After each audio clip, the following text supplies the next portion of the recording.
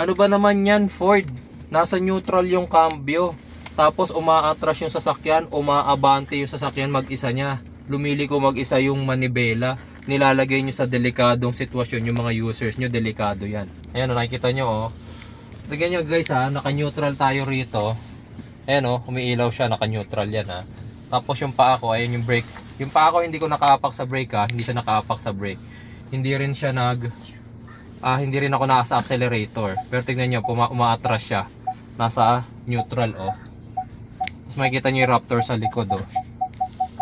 Hop, kusa siyang pumreno. Tapos ngayon, nagmamaniobra siya.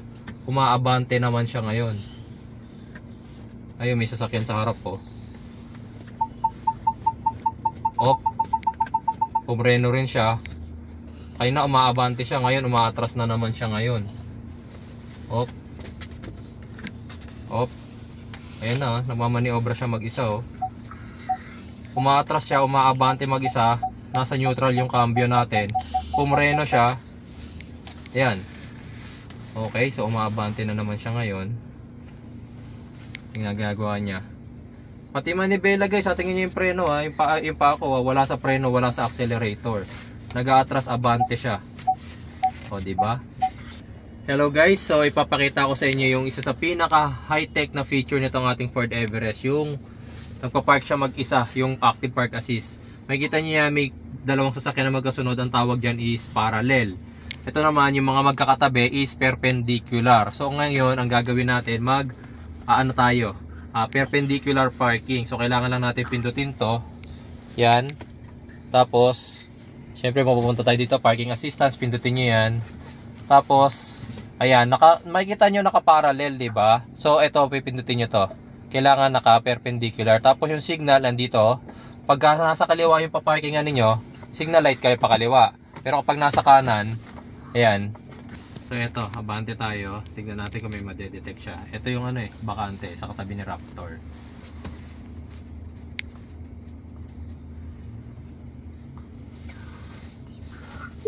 Yun.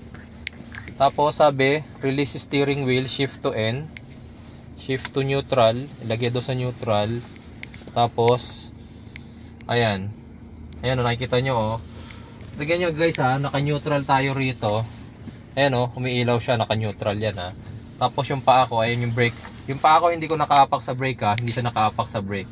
Hindi rin siya hindi rin ako nasa accelerator. Pero tignan nyo, umaatras siya.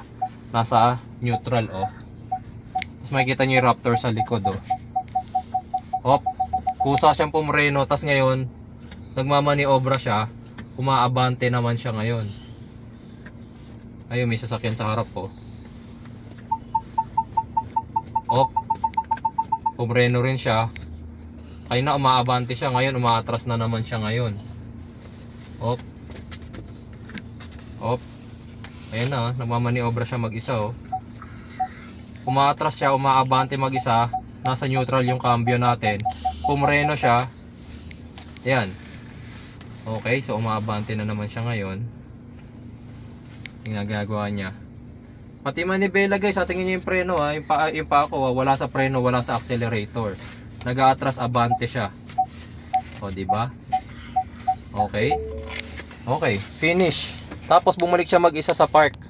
Okay. Ano ba naman yan, Ford? Nasa neutral yung cambio. Tapos umaatras yung sasakyan, umaabante yung sasakyan mag-isa niya. Lumiliko mag-isa yung manibela. Nilalagay nyo sa delikadong sitwasyon yung mga users nyo, delikado yan. Yan yung sasabihin ng mga basher ng Ford. Yung mga walang Ford, yan yung sasabihin nila. Pero kami mga Ford users, tuwan-tuwa sa picture na yan. Tingnan nyo naman, nagpark tayo ng walang kahirap-hirap sa sasakyan na to. Yung sasakyan mismo yung gumawa para sa atin. Ngayon papakita ko sa inyo kung gaano siya kagaling mag-parking. Aka na yung cellphone. Tingnan natin. Ayan. Tingnan nyo naman. Sa likod.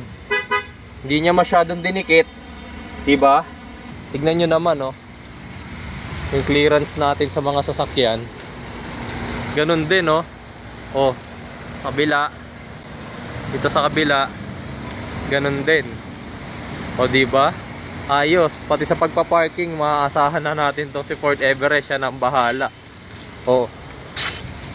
Tapos, ang kagandahan sa kanya mga bossing, dahil ang ginawa natin is yung perpendicular parking kagaya niyan, kaya niya rin yung parallel. Basta pagka magpa-park kayo, ito lang yung pipindutin nyo. Ito yung button na to, pakita mo mami.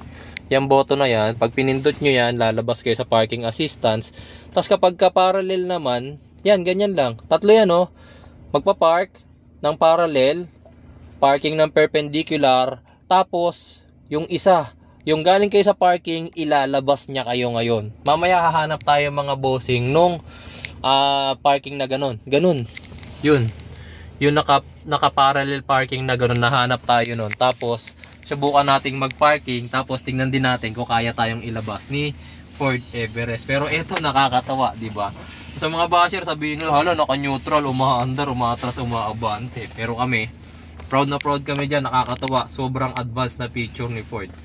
Mas ano to, mas advanced to kasi dati yung Ford Everest ko na isa, yung before to, yung 2020 model, kami pa yung nagpepreno. Pero ngayon, lagay nyo lang sa neutral, diinan nyo lang tong park button na to, atras abante, siya na bahala, pati pagpamaniobra, siya na bahala.